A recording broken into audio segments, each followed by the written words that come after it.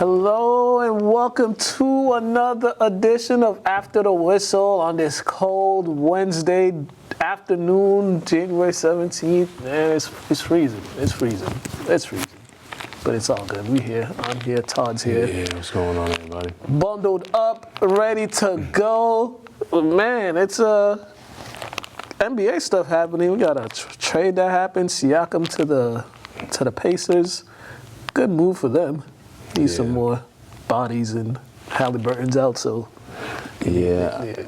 I like the trade. It's just funny to me that you can just tell nothing's going on in the NBA. That they're making this a headline, such a big deal. And it's like, yeah, I know Siakam's cool, but it's not that serious. Like, they're still gonna be I personally feel middle of the East team. Yeah. Just because the top of the East is, very powerful and elite.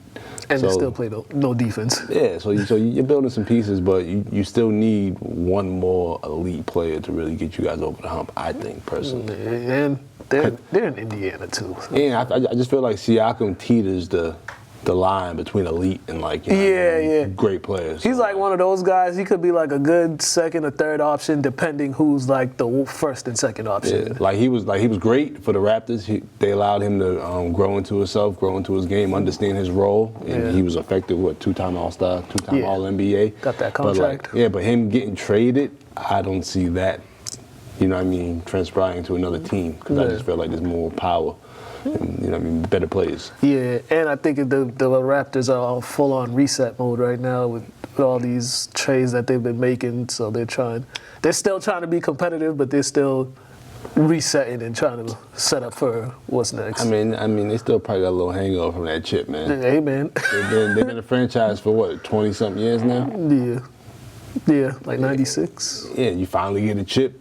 Yeah, you're gonna be a little hungover for a couple of years.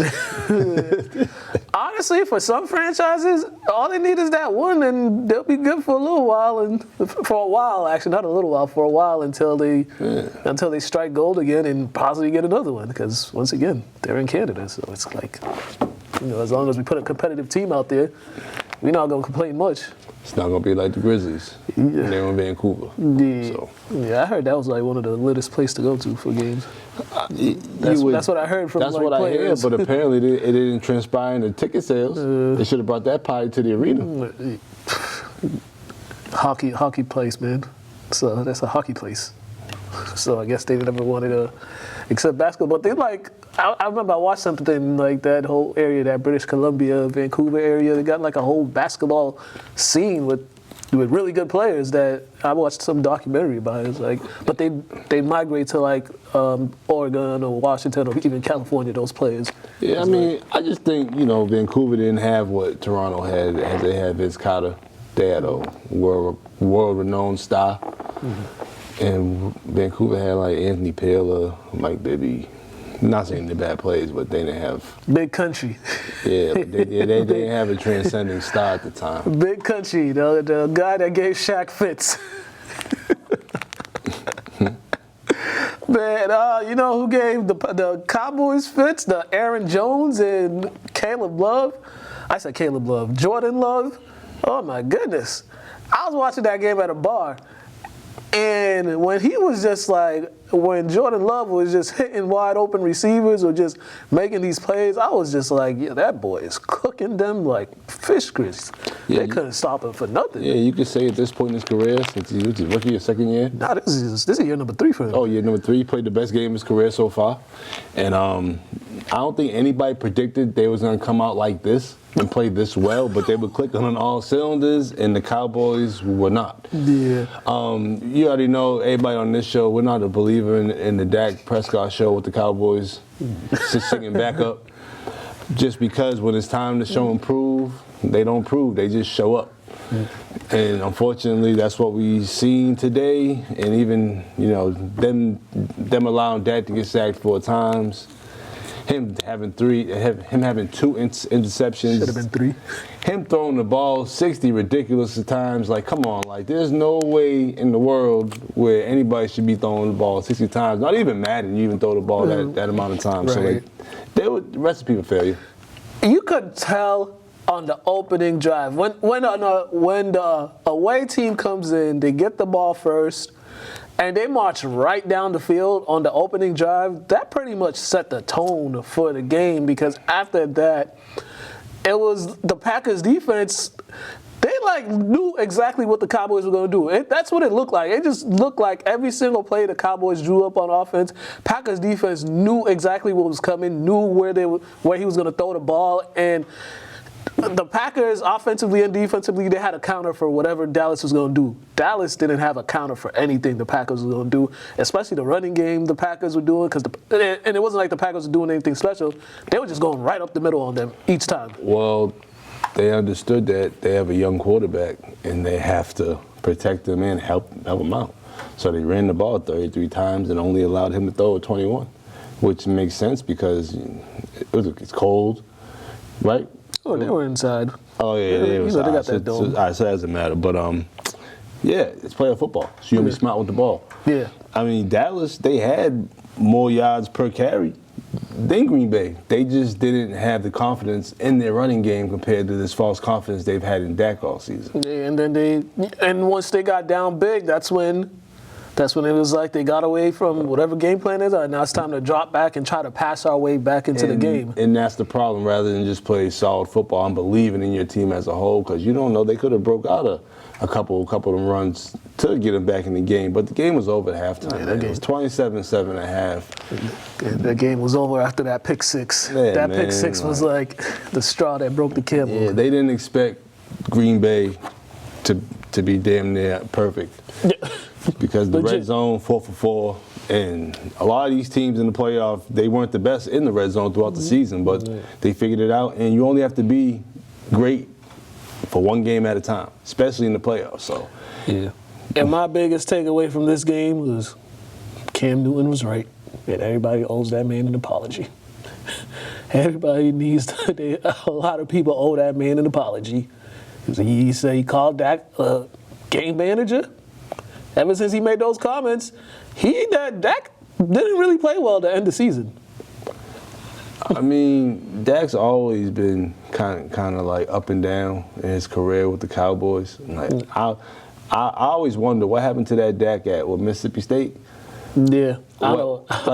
There was like two different Daks. I felt like there was Rocket Power throwing that thing, and you know what I mean, and running it, and then he got to Dallas, and he just didn't. His skill set, I want to say, like deferred or kind of diminished somewhat, or maybe it's just they asked him to do less, or maybe he's thinking too much. I don't know, but it's not the same people. I think what happened to Dak is they got Ezekiel Elliott out of there, and yeah, that was probably the biggest thing, because him and Zeke were like, they meshed well together.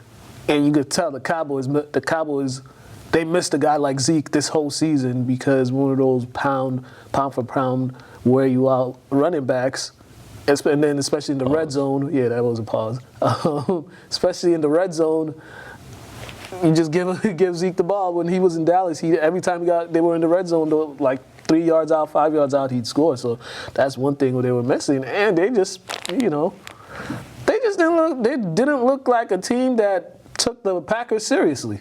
That's what they looked like to me. They looked like they thought they were just going to walk over the Packers, and the Packers had something else to say. So I mean, I could see that, because you never really know which Packers team is going to show up, because they were also up and down. They figured out towards the end of the season. Yeah, but Dallas has been playing, great football all season long. So a couple mishaps that apparently every good team has had this season, a couple blowout losses. But yeah, I didn't think they were going to go down like this, though. Yeah, but it just further shows, like, once again, like we say every year, you just you can't trust the Cowboys. They're just they're gonna disappoint you once the playoff comes. And I don't know why people.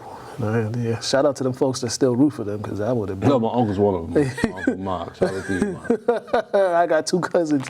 They ain't answer my calls. So yeah, I haven't texted them in a couple of days. All right. Oh, Baker. He was baking the Eagles secondary Monday night. He was. The Eagles were 10-1 at one point. San Francisco beat the brakes off them, and I felt like the 49ers broke them, because after that whooping the 49ers gave them, that team was never the same. They just weren't playing the way they were playing. Injuries started mounting up, and they just looked like they looked like a team that was ready for vacation. Yeah, man.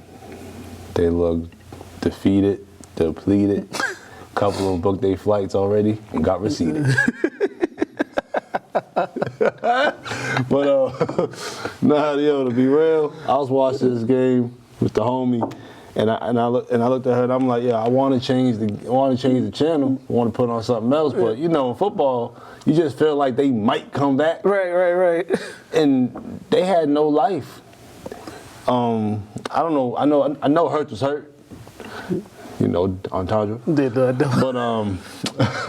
he was throwing the ball like he didn't want no smoke. Yeah, I don't know if that's how he throws the ball, but like he was throwing the ball and like turning his back like he didn't want any issues with anything, and that was messing up a couple of the throws he was throwing.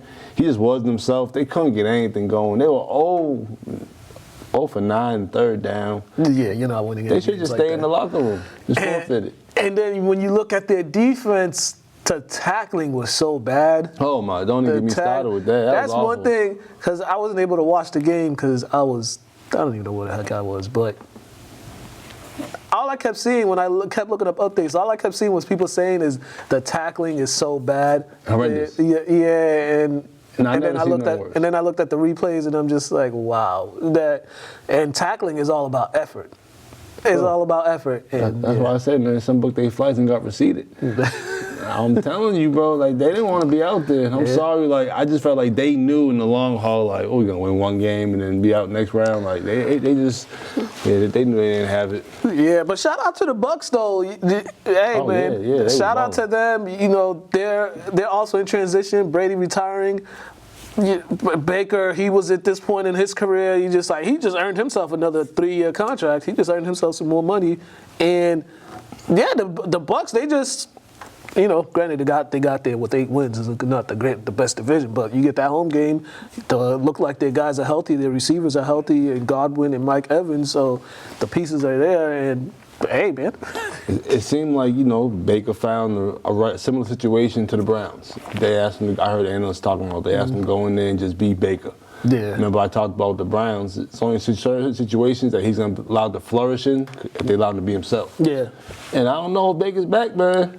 He might be, man. Listen, you play like this, the way he played this season, and then you play like this in a playoff game, you're getting a contract. And he hasn't been talking as much. At all. You haven't really heard him. He's balling. I don't know, Baker. You might be back, brother. And look, and this is, so his season numbers, this is the biggest thing. He only had 10 interceptions this season. That's what I'm saying. Like, only 10. Previous years, that's one thing we'd harp on Baker is like the turnovers, all these interceptions, but cut down the interceptions. Was top 10 in the league in passing, top 10 in the passing touchdowns. He's about to get that. He's getting that money this offseason. Yeah, he's getting that money this offseason. Yo, shout out to the Bucs defense as well, man. Yeah, they were fully energized. I don't know if they're fully healthy, but that's how they were playing. Yeah. They were, what would they say? Lay in the wood? Yeah. Pause. Who even created that term? I have no idea. How would we say lay in the smack it down? Right, yeah. And that's how that defense is. That was their thing. They were going blitz, they're going to blitz. So, and Philly couldn't handle that pressure. So the Bucs are moving on to the second round. They are going up to Detroit, where the Lions won their first playoff game in 30 years, and this was the best game of the postseason of the wild card, the only close game that happened. And it was kind of what you expected. The first half, it was back and forth, and then it seemed like the second half, both defenses settled down, and it was just like who could make that play. And you know, Jared Goff made the plays down the stretch that he normally wouldn't make. He definitely did. I thought it was gonna be, you know, more of a shootout towards the whole game. Yeah. You know, they started off first half, they was balling, so not mad at that. It just seemed like because the Lions have a history of losing, you can just see it was so hot for them to win this game. They were trying their hardest not to lose the game. Mm-hmm. And like I said, Goff made the right plays. He played well, no interceptions. Yeah, actually, I was reading the wrong stat. Yeah, no interceptions. They both were throwing for 10 yards per pass, so it really was a shootout. Yeah, and it was like he's the only guy that's had a long postseason, like played played a long postseason, so he's probably the only guy on that team with the most experience. And then Stafford on the other side too, with the most experience too, having gone and winning the Super Bowl. So it definitely came down to which quarterback or which defense could make the play. But the benefit that Goff had, he has a running game that can get you big plays and touchdowns, and that's the Rams were missing. Yeah. So. But that dude Puka Nacua, ooh boy. Yeah, he's a bad boy. Yeah. He's a bad It seemed like every time I looked up, he was just wide open, or he's just breaking out big runs, and I look at it, and then you look at him, and you're just like, where did this dude come from? He's a great route runner, and he's hard to bring down. Yeah. You need a couple of tackles to bring him down. So, yeah, man, if Stafford and Cool and them stay together, they might be able to do some things next year. But shout out to the Lions just for getting that first win in the playoffs, and red zone, 100% in the red zone. Yeah. The Rams 0 for 3, so they could be kicking themselves in the foot and the shin there, just because if you score one time in the red zone, game's over. And the Lions have a really good chance of getting to the NFC Championship game. That'll be the first time in forever. And I read something earlier today that this game coming up against the Bucks, it's gonna bring in like $20-something million to the city. And so that's just great for Detroit as a city as well, because they've been through a lot of things. So for this success to happen with the Lions, it's definitely economic reasons. It's beneficial to the city. So shout out to Detroit. I'm going back there this summer. I love that place. AFC side, CJ Stroud, man, he's going to be unanimous Rookie of the Year.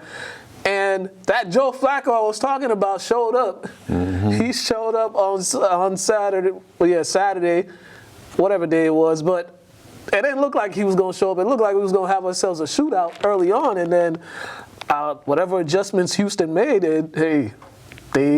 they were able to get defensive stops, interceptions, pick sixes, and just full-on control of the game. There's no reason why you have a man. How old's Flacco now? Mid-40s? Nah, he's not 48. Yeah, he's like 37, 38.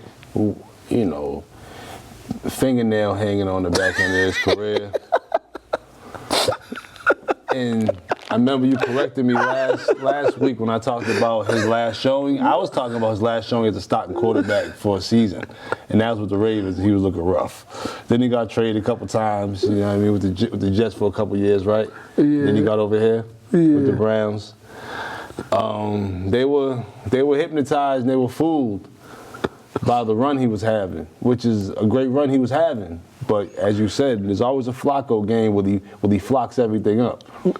And when you let him throw the ball 26 more times and you run it, you really aren't helping that man, because he needs less chances to make the best decision possible. When you give him more chances, he's gonna fumble a couple of them. He's one of them gunslingers that. Oh, let me say stumble on him because he threw it interceptions. Yeah, he's one of them gunslingers that. Yeah, he's gonna give you a chance. He's gonna give you a chance to catch it. You just gotta catch it. But when you're a gunslinger and you have that many grades as he has, you have to realize you're not as quick at the draw as you once were. Yeah. So the Browns had to know that as well. Not saying anything really bad about Flacco, like he was balling, but this is the time of year where you have to tighten things up. Yeah. But the Texans, on the other hand, what a way to kick off a new coach. New quarterback, all these young receivers. This is quite the way, and there was no better feeling than playing at home, and they just used that home field advantage to their advantage, and man, putting up 45 points, just the way they were moving the ball. Some of those throws CJ Stroud was making was like, oh man, this boy. It makes you wonder why. Then it makes the Panthers look more foolish for making all those moves to trade their number one pick. To trade for the number one pick and get Bryce Young, but I wouldn't say foolish, just because you never know what the output's going to be with these rookies. So I wouldn't say that, man. You can't predict what somebody's going to do in the future. So you just make the best chance possible. That's like calling everybody foolish for spending $1, $2 on a lottery ticket and not winning. Like, you know what I mean? You just got a chance, bro, and you might get it. Like, it's not like the man can't play. He did win a national championship. So it's like, So I'm just saying. It's looking rough for my boy Bryce Young. Yeah, It's looking rough. It's looking rough for Bryce Young over there. But, now they've got a highly anticipated game against the Ravens, which should be entertaining as well. All right. I mean, everybody and their mamas knew the Dolphins were going to lose to the Chiefs once they saw the weather report. Oh, yeah, and also right. once they saw that game against the Bills, everybody knew that was a foregone conclusion that Miami was going to get steamrolled. And that's exactly what happened. They was out there. Man, Tua. Ooh, boy, it's going to be a long off season for him because, he got to do some soul searching because that whole team got to do that, man. You went 1 for 12 and third downs, cold or not. Like, y'all professional athletes. You know at some point throughout the season, you might see some snow, especially, unfortunately, in the most important games for your season. And you know what the worst part is? They wouldn't even have to have gone to Kansas City. They could have had themselves a home game in warm weather had they actually showed up against the Bills in that last game of the season. So basically, they controlled their own destiny, and they were the reason why they had to play in the ice box. Pretty much. So, and it always blows my mind that, like, I applaud those teams in the past that came from Florida and went up north or the Midwest and actually won games in the cold. Yeah. Just because it's a trend. It's a big trend now. Like, you guys look, they play like they're terrified of the cold. Right. Not saying they are, but this is your output almost every year in the cold. It becomes a assumption and what's the word I'm looking for? Hey, it just looks habit. It's just your kryptonite right there. Like, but let's be real though, they didn't even help Tua. You ran the ball 18 times in the cold. You got the man throwing the ball 39 times? Like, let's be serious here. 1, 2, 3, Cancun. Like, that's how they came off that plane. They came off that plane like 1, 2, 3, Cancun. Yeah, of course. Because they just was not. They just wasn't in. And then they had injuries too to certain players, and they didn't beat no good teams all year. Only team they beat over 500 was the Cowboys, but the Cowboys and the Dolphins were like the same type of team. You think they packed it up at halftime? Because that's when they went scoreless. After that. Yeah.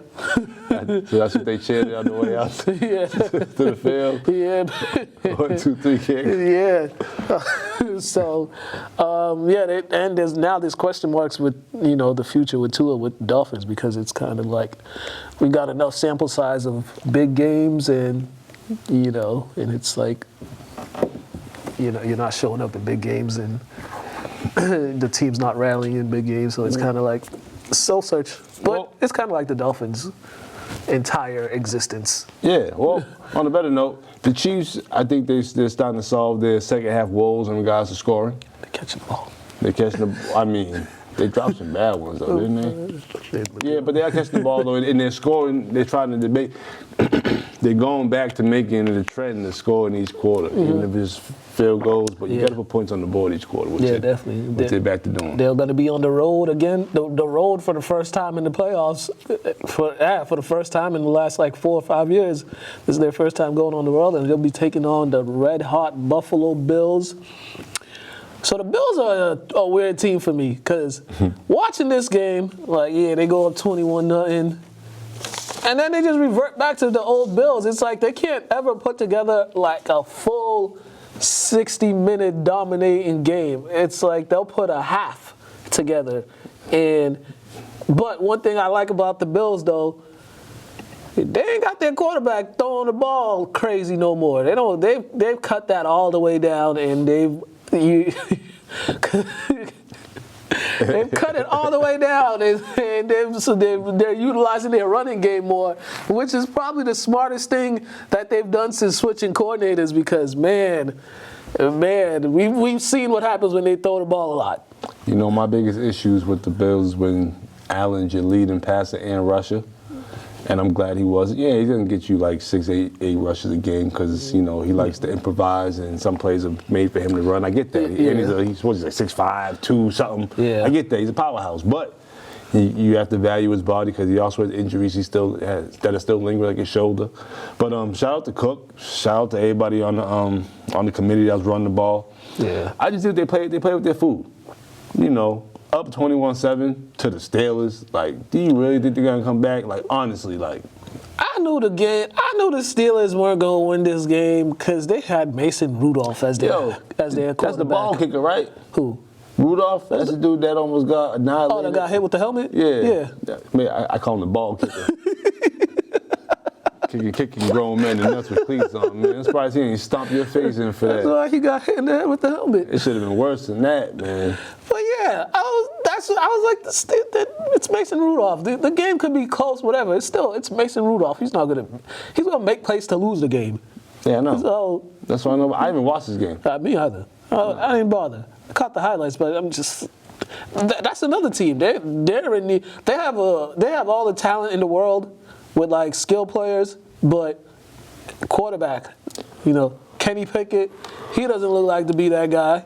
Mason Rudolph, Mitchell Trubisky, at this point he's just a solid vet backup. So this offseason they're gonna have to try to find themselves a quarterback. Maybe get in the Justin Fields sweepstake or something. That might be a good move, Justin Fields. He looked like he's like a Pittsburgh Steeler. Trying to figure out what that looks like, but I figured, all right, I can see that. Cordell Stewart, I can see. He's more talented than Cordell Stewart. I can see that. Yeah. Now that you're saying it, dual threat quarterback. Yeah. Because even that guy was a dual threat quarterback. Even the inappropriate touching man. Yeah, he had too many. Too many threats. So the Bills will be hosting the Chiefs this weekend, so maybe they could finally beat them in the playoffs, but we'll see, because I'm still on the fence about the Bills. I just can't trust them dudes. Let's see where we at. We are going to go to Athletes Corner. We have my boy Waleri Cruz, who's threatening me for like a whole year to get on the program. Oh, word, that's dope. Yeah. Kind of weird, but it's dope. Yeah, he told me he's gonna steal my car if I don't get him on here. Well, that's my guy though. That's what. Huh? But you go to tech? No, he goes to English. Oh, klepto. That's my guy though. So check this out. Then we're gonna come back and update you what's going on in the world of sports. This ain't New Jersey dry food. Right.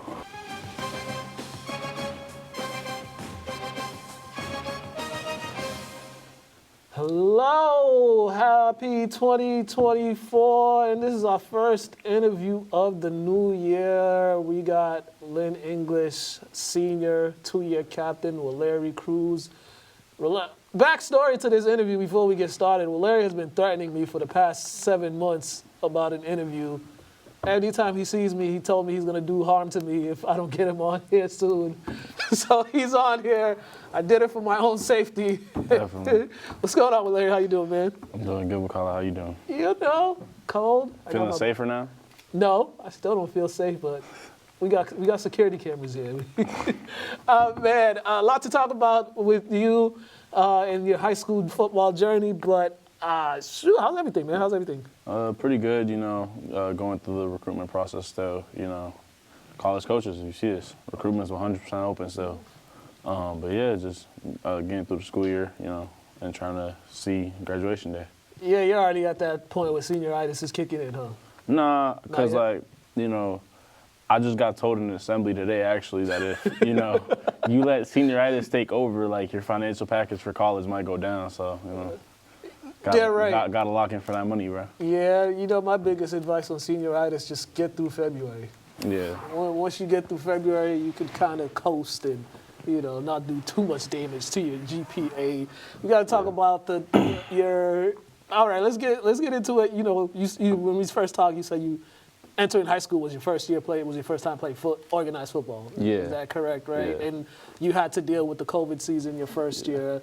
Then you had to deal with a new coach right after that short 4-game season. Yeah. After that, you had to deal with another new coach. It's been quite the ride for you and your senior group. Yeah. How were you able just to navigate all that and still be able to keep a level mind and just still stick to it and not just say, you know what, I'm not playing no more? Honestly, a lot of it I think was the love for the game and then just showing up every single day. Cause like, I like listened to one thing that my coach my freshman year, Coach Carroll, he told me the day before, like the day of him telling us that he wasn't going to be the coach next year, the following season, he told me, he said, if you keep showing up every single day, you're going to be great. So I just wanted to be great. Mm-hmm. And you know that was kind of weird.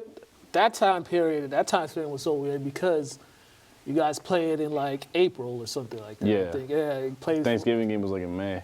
Yeah, played those 4 games in the spring, and then shortly after that, now you have to get ready for the full season, and you have to camp, weights, conditioning, and then you guys don't find out who your new coach is until what, like late June or July, a month before camp. Yeah. So how was that aspect when you're getting ready, but you don't know who's gonna be your coach? Honestly, it was just about trying to get the team ready as a whole, and like all of us getting it as like better as we possibly could in that short amount of time, and just trying to give like the person who's going to come in the best chance for all of us to have a winning season. And it seemed like with you, there was also each one of the coaches you had, you got something out of them, Yeah. or you learned something that you took with them, that you took with you to the following season. And that sophomore year of yours, you guys did have some good seniors with Jesse Meggs, Nolan, Wes Chandler, McDonald, Shea Palmer. So you guys had a good core of senior groups that had experience. How were those guys able to help you and your class just prepare when they were turning over to you guys? It was like they were really helpful because like they would like try to put us on, like, well, I can only speak from like the lineman aspect because I was mainly with Nolan like every single day, but like him and like Jesse too, like Jesse brought the competitive energy to practice every single day. Like it was showing us that practice can be fun and competitive, and then like Nolan, he was showing us just like oh, like this is what you need to do to get on the field. This is like, you need to work this hard so that the coaches will notice you and like you get your time to get on the field, and like if you do this and this, you know, the little things matter.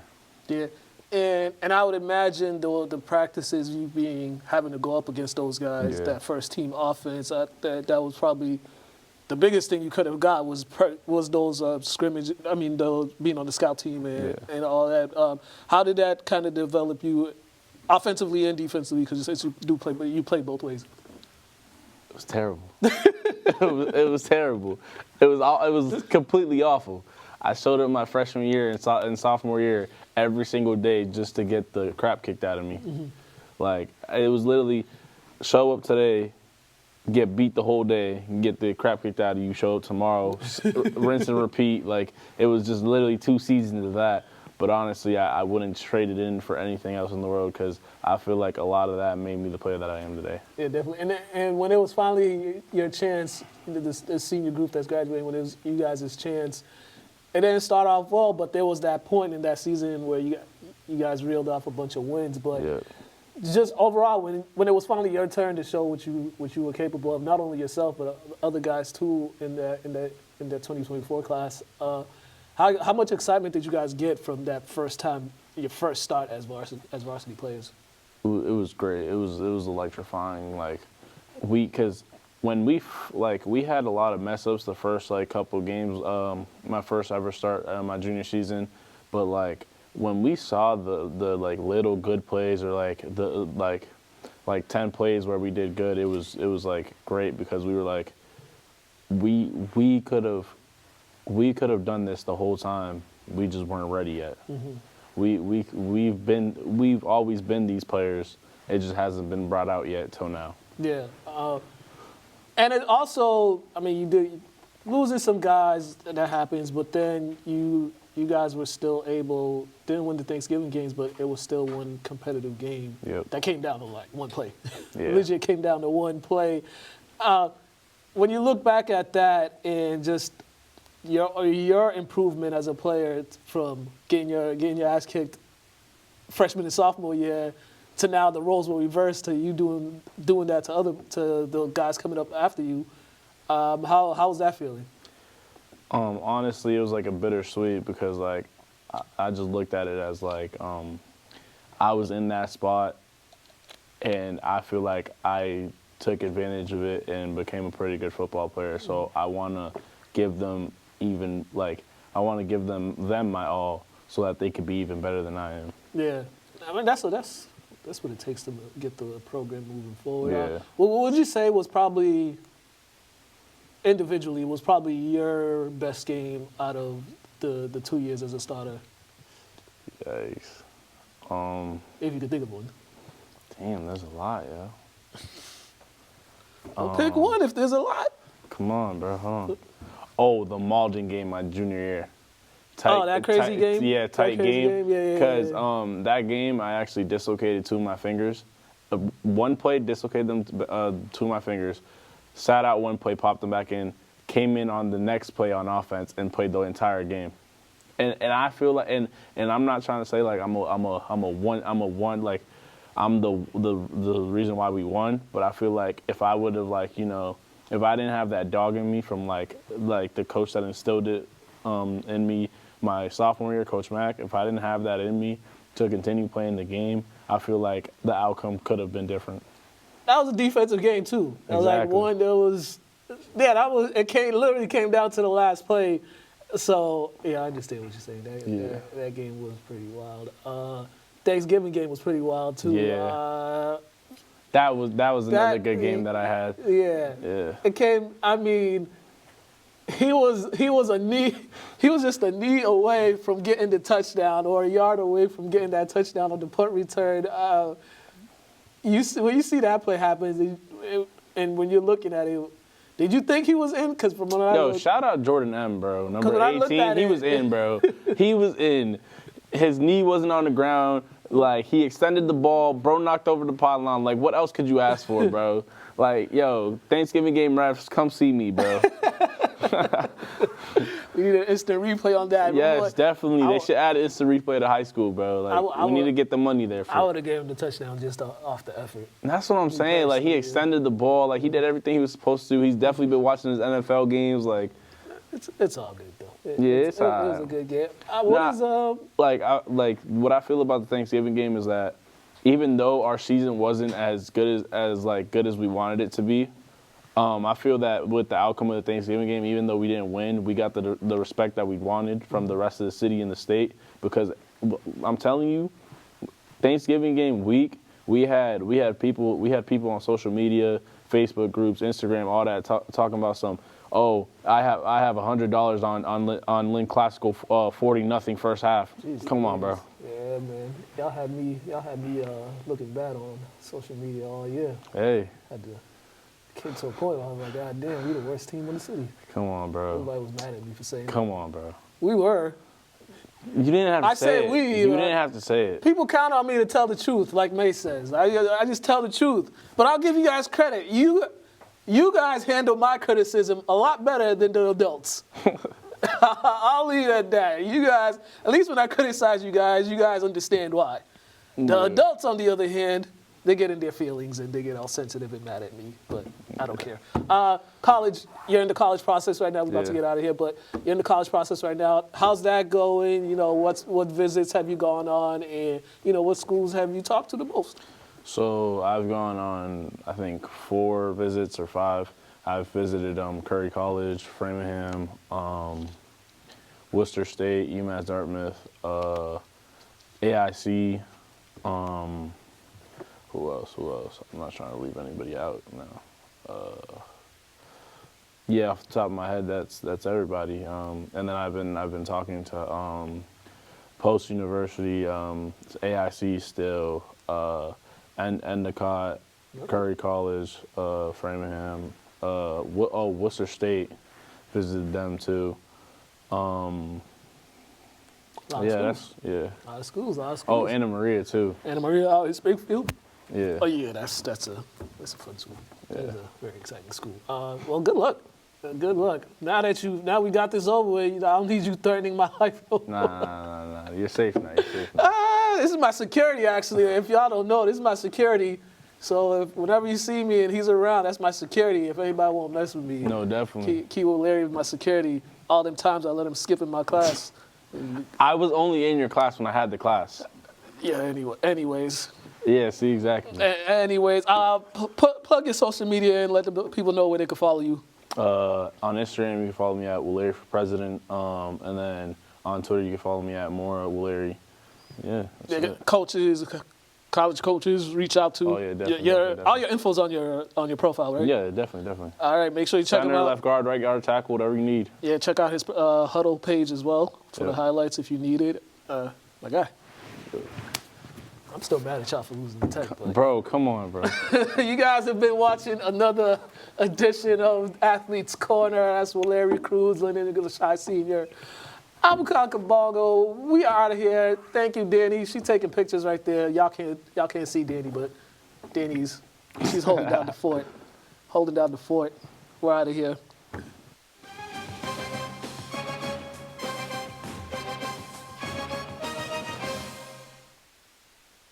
And we are back. Okay. The sports legit after. It's funny because last week, before we ended the show, we was talking about what's next for the Patriots and what's going to happen with Belichick. Then, like an hour after we were done, it was the announcement that him and the Pats are parting ways. So it was just like, oh, fitting it would happen right after we filmed. It's because they were waiting for us. They were waiting for us to decide what happens. That's all. We said he's gonna gracefully bow out. He earned that respect. I wish somebody get that man a stylist, though. Like somebody gotta teach him. Like you can wear what you want, like anywhere you want, but like at a podium, time. You know Hey, what I mean? man, that's what happens when you're 70. Time, place, man. Yeah. Like, just tighten up. That's what happens when you get to On the that field, age. I don't care what you wear, cutoffs, whatever, but come on, man, tighten up. But kudos to him. It's been a long. I mean, no coach stays in one place for that long, especially in professional sports, because sometimes they get rid of you even if you're successful or whatnot. But he had that run. And probably will never see another run like that. And we're just happy to see what's next for him. Yeah, man, I thought they were gonna, allow him to retire and just make him one of the higher ups or the highest of the higher ups. But I just feel like too, some relationships in that organization kind of were crumbling between the two. Yeah. You know what I mean? So I just think he wanted to move on from them just as a whole.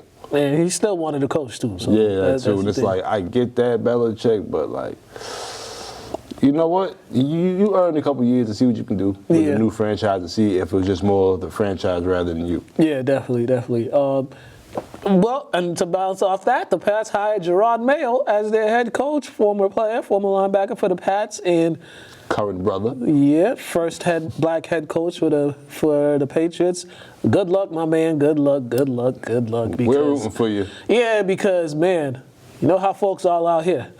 But hopefully they give him grace because he was an expat that helped them win some Super Bowl. So, and his name was always out there as being a herald player. Yeah. And decent guy. So. Yeah, you would hope, but we have a lot of irrational people. And we know, and we come from a region where they'll tell you how they really feel about you after the pads get taken off, or your uniform gets turned into a suit. I think they probably already started after he had his press conference today, and he said something pretty cool. He said, "I do see color," and then he elaborated more, and he's just like, once we start looking past that and trying to get to know the person for who they are instead of what they look like, then things will be better and stuff. But I mean, he's probably the first black head coach that I've seen in a press conference. Actually address it. Yeah. Where's he from? I think he's from Tennessee. Tennessee, he's from the South. He's from the South, but I don't know if he's from Tennessee. He went to college in Tennessee. So coming from the South, you see color a little more than somebody from the North would. Really observe it a little differently. You know what I mean? We're kind of raised in a melting pot that we kind of give people the benefit of the doubt until you cross us, and then we're looking at you and your people kind of skeptical. Yeah. You know what I mean? So and also, I'm just glad he said that, and he didn't say it and bring up that, he's not, granted, he's married to a black woman, but he did, because a lot of these coaches, African American coaches, when they start asking about raising, they always bring up that they're married to a white woman, and it's kind of like, all right, but that's not. What's that got to do with that's anything? It's like, what's you see color here, but you don't see it. Like, what's your wife got to do with this? Like, leave her out of that. But you know what it is? Some people can't decipher where, like, you're raised not to see color in regards to love, because if somebody's beautiful, the woman's beautiful, she's beautiful. Like, so some people always try to like throw salt on that avenue in regards to your opinion on your own race and of people and things of that nature. Yeah. They always try to find some way to slight you just because of things. I think it's stupid, but yeah, and that like always drives me crazy when I hear a coach when they ask a coach about that, and then they bring up the fact that they're married to somebody who's not black, and it's like that has absolutely nothing to do with the situation at hand. My thing is, if some of these coaches went into these interviews, and if them having a white wife was going to get them the job, you get what I'm saying? Would that matter, or vice versa? Right. So it's like I just don't get that, like, because none of these things should matter at all. Yeah. It's just what can you do on the job? Yeah, That's right. All, not your lifestyle and who you're married to should affect your opinion on other opinions on other race ideas. Yeah, because at the end of the day, it's like you're still black. She's white.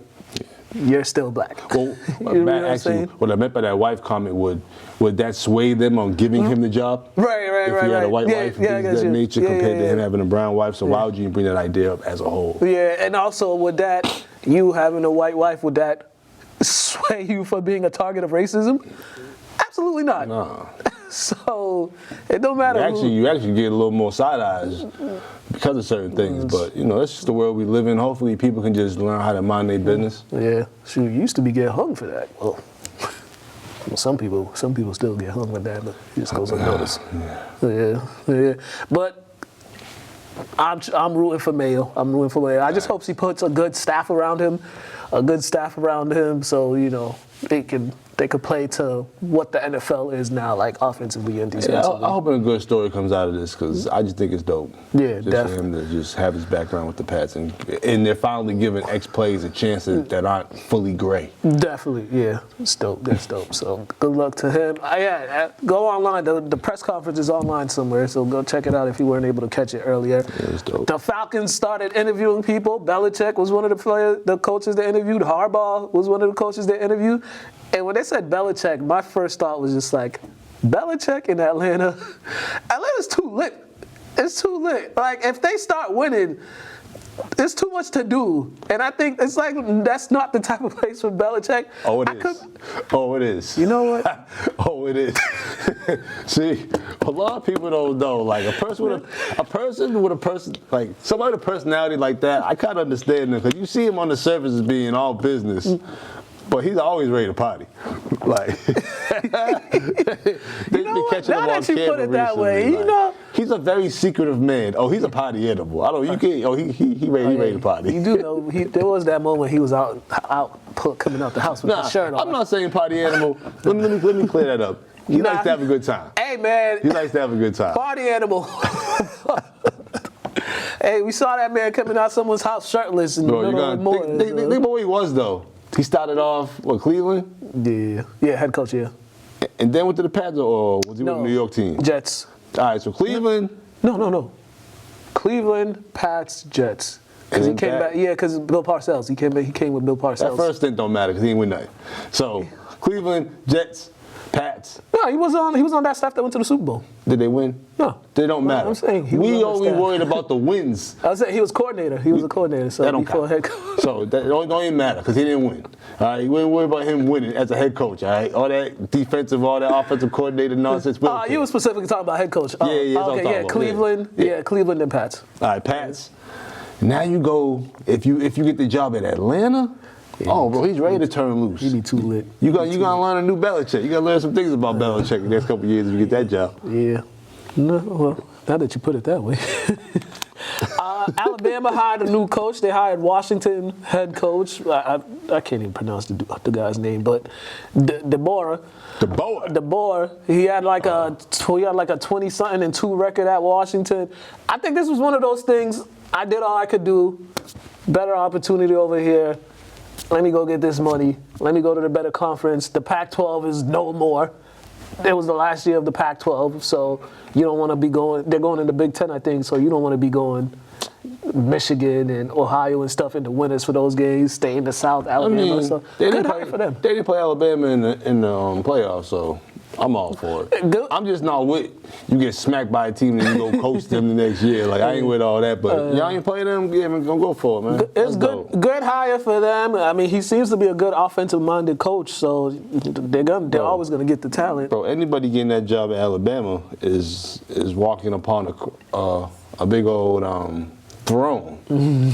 So, just understand that crown is heavy. Yeah. Kudos to him for being the guy to replace Nick Saban. Kudos to him, because it is heavy, bro. Would not be me though. Definitely would not be me. No way. Oh, we got we gotta give the Boston Bruins update.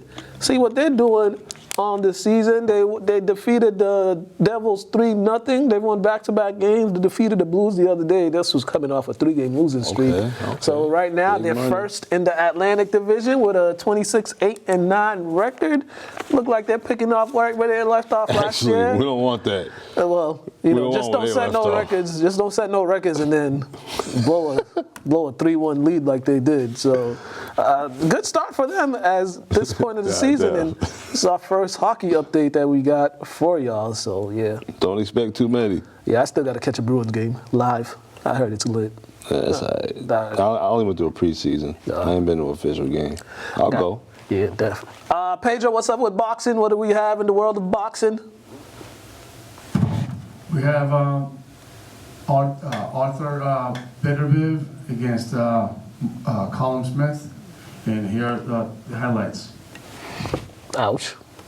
Got that man on the ropes. Yeah, that was expected. Oh, damn. Rope with no dope. He, pretty much set himself up like that, getting stuck on the ropes like that, and, yeah, just stay down, man. Couldn't handle him. Yeah. Question, when you go to bed like that, do them gloves and punches really affect you? I be wondering. Look at that. It's like a little pillow. They threw in the towel. So Beterbiev improved 20-0, 20 knockouts. Okay. Kudos to him. And here this weekend as well. What we got this weekend? Okay. Ladies fighting. Jonas against Mayer. That's dope. And of course, Super Bowl week. This is it right here. Okay. Lopez against Jermaine Ortiz. Okay. From Worcester, Massachusetts, by the way. He's Dominican and Puerto Rican. I think I met Ortiz once. That's dope, man. I'm rooting for him. You from Massachusetts, man? I'm rooting for you. I think I've met Ortiz before. I think I met him before. I think he came out here to do something. He can really fight, man. Lomachenko said he hits harder than Teofimo Lopez. All right. Oh, we're going to have to see. Man. Hopefully he gets it done. Yeah, we definitely will have to see. And ladies and gentlemen, that is the boxing update for this week. We got interviews. First up, we got head coach Earl Grant, Boston College. We got Micah Shrewsbury, Notre Dame head coach. I'll tell you that in a second. Ryan Bernardi, Prolific Prep head coach. Ryan Bernardi and AJ DeBonsa post-press conference from last Thursday's game. Jaden Zachary and Quentin Post from after Monday's game against Notre Dame. And for highlights, we got Notre Dame, BC. And then we got Orangeville versus Prep versus Prolific Prep. 1 second before we get to those. So I was at the game Monday, Notre Dame and Boston College. So where I was filming, the student section was behind me. The Notre Dame bench was right here. The student section was, I guess one of the Notre Dame players is the coach's son. So they were getting on him, and then they started getting on the coach. And then I guess a timeout was called, so the coach walks directly to the student section, and they're talking so much trash to him. And he looked at one kid, he's like, "Shut your up." Why were get so excited that the coach told them to shut them up. Like, they were so amped. I was just sitting there dying. I was like, because they never get a reaction from them coaches, man. And they finally got one. And they got a real one. Shout out to that coach, man. It was hilarious. But check these highlights out. Check this out. Check the highlights out. Then we're going to give our game picks and go away because we got an Athletes Corner guest waiting. And we got to get that going. Yeah, we do. Both of you, what it's like coming back here. It is a big weekend. You got the Hoop Hall coming back. How does it feel just to get this win as you guys set up for some big games this weekend? It was a good win. It was just preparing us for the bigger game on Sunday. Better opponent, number one team in the country, so we got something to prove. I didn't love how we played in the first half, and we're holding ourselves to a really high standard going into Sunday's matchup. It'll be a really big test, but I thought tonight meant a lot, being at BC High, for Tom Conley, Dan Cobbin, Steve Healy to open up this gym for us. What a great crowd of support. That's a big credit to the person AJ is, the amount of people that came to see him. Really cool day. Coach, since this is a homecoming for you, I know there was a lot of questions about which BC High team is the best between the undefeated ones, the 2022 and that 05 team. In your opinion, which team do you think was the best out of those two teams? Well, Coach Lochnane's a legend. I'm biased because I know Michael very well. Michael's Lochnane, his son, is playing at Davidson now. I thought their undefeated run just 2 years ago was special, and so I bet Coach would go with the earlier team, probably because they shot less threes and made more layups, and that's, you know. But I like more modern, so I'm gonna go with the most recent state champion.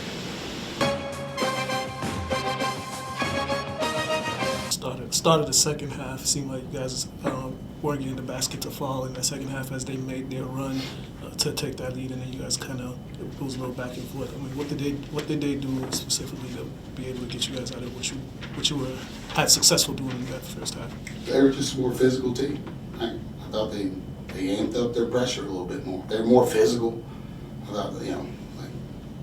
thought our point guard was getting bumped and ridden and rode. Like, I can't wait till the day that he's a senior, right? And like, he gets some of the calls that some of the seniors in this league get. But right now he doesn't. He's in foul trouble a lot because people bump him and fouls on him. But people bump him in the open court and he never gets a call, right? Like, they were more physical. They probably know that going in. That young fella's not going to get a call. So be more physical with him and get him to turn it over. And that's what he did. He turned it over. But they just turned up their pressure. It wasn't nothing different that we did offensively, they did defensively, except for that. They turned up their pressure. We turned it over. We panicked. We gave them more points in transition. They couldn't score on us in the half court, but they scored more in transition. Now they get everybody feeling good about themselves. They get layups in transition. They get dunks in transition. They get to the free throw line because we foul them. Now I feel good. Now I feel really good because I seen the ball go through. But if we never turn the ball over, they don't get those transitions.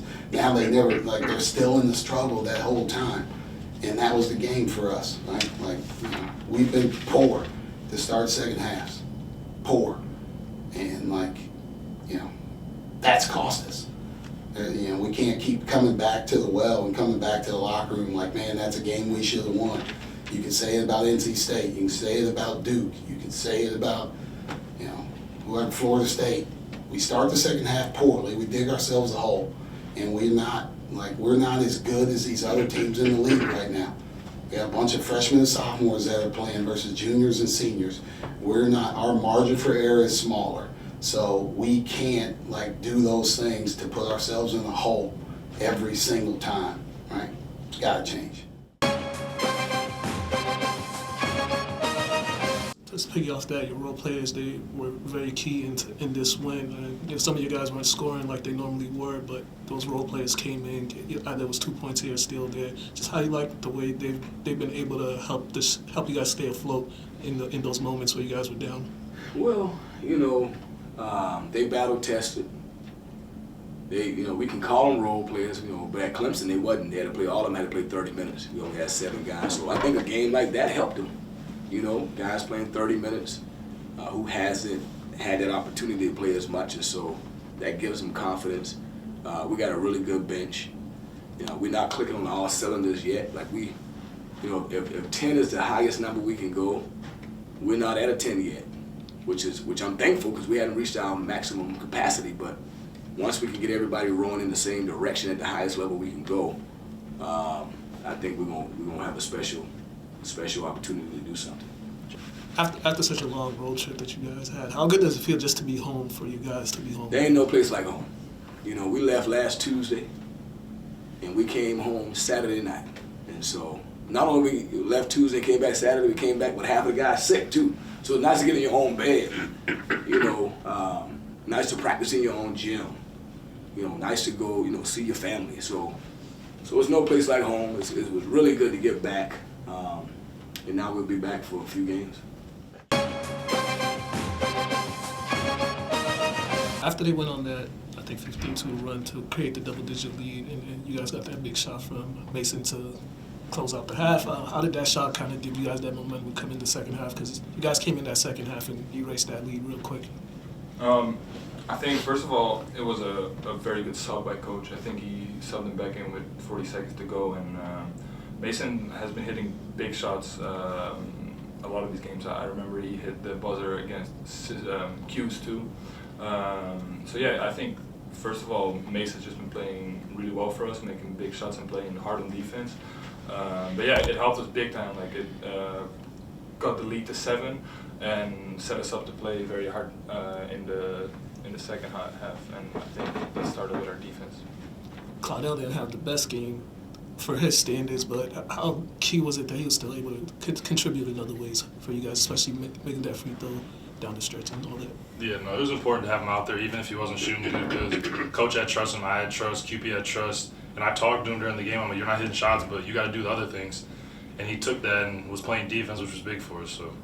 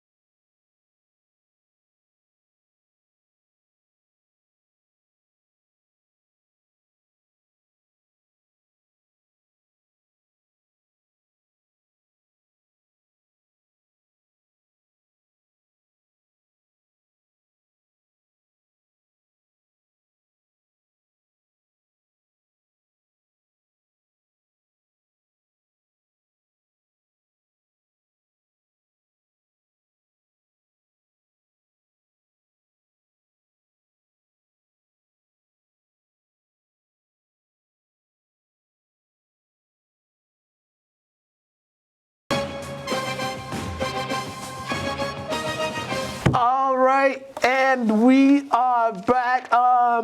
Before we got updates, St. Mary's was the only team that played yesterday because a lot of the games got canceled or postponed. So they played Archbishop Williams at home. They beat them. They moved to 8-2 on the season. Everybody else, they're gonna postpone. They're gonna reschedule the games that were postponed yesterday. So when they put those dates up, we'll let y'all know. All right, divisional round picks. Divisional round picks. What we got? We got. Trying to bring it up. What do we have? All right. Divisional round. We got Texans, Ravens. This is Saturday. First game on Saturday in Baltimore. Man, I'm gonna go with the Ravens, man. Yeah, I just think it's now or never for the Ravens. This is their year. It's like everything's setting up for them. They got the rest. Yeah. You know what I mean, they Yeah, at gotta home. come out. Packers, 49ers. 49ers are healthy. Packers are healthy. Young quarterback. Head coaches were on the same staff. Man, I'm gonna go with Debo and the 49ers, man. I think the Packers are a year or two from getting over the hump. I think. I think it might be close in the first half, but I think the 49ers bully ball is just going to take over in the second half.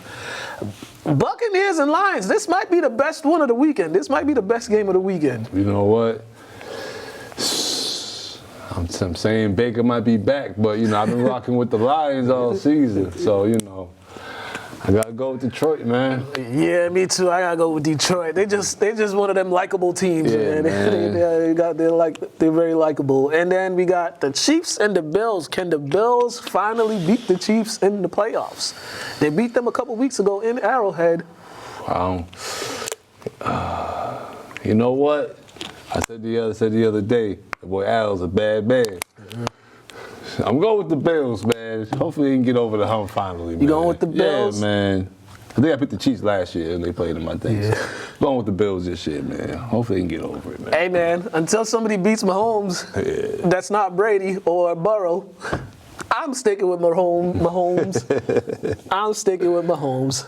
Them receivers are starting to catch the ball now. But see, they're unpredictable, so you don't know because they had a lot of games where they wasn't catching hey, it. Man. And they got bad drops. So. I know, but in the postseason, Mahomes might fight them on the sideline if they catch him. So, hey, I ain't gonna lie, this is a low-key little rivalry they got going on there every year. So, yeah. I'm hoping Allen get one, Give him a chance to win a Super Bowl one year, man. It's the Bills, man. It's the Bills. I'm going with KC. Oh, man. Thank y'all for watching. Make sure you follow him, Mr. Burton 23 on Instagram. Book coming out next week. Yeah, next week. Check the book out. Yeah. Yeah. Just smile. At least you woke up today. Yeah. Next week. Yeah. Make sure you check that out. I think we'll have Ant back next week. Yeah, we'll have Ant on next week. So, that'll be great. Yeah. Other than that, have a good one. If there are any birthdays, shout out to all you January birthdays. Oh yeah, Justin's birthday, either today, tomorrow, or next day. Okay, I'm always bad on pinpointing exactly when birthdays are. But shout out to Hood. My aunt turned 82 over the weekend, so that's dope. Happy that's birthday dope. to her. My uncle too. They have the same birthday. Oh yeah, my aunt, she was the 11th. Her birthday just passed, so happy birthday to my aunt. She got a little too lit from what I haven't ran into her. No, from what she was posting on Facebook, she said that hangover was serious. Yeah, I could imagine. I had a good time. All right, y'all. We'll see you guys next week.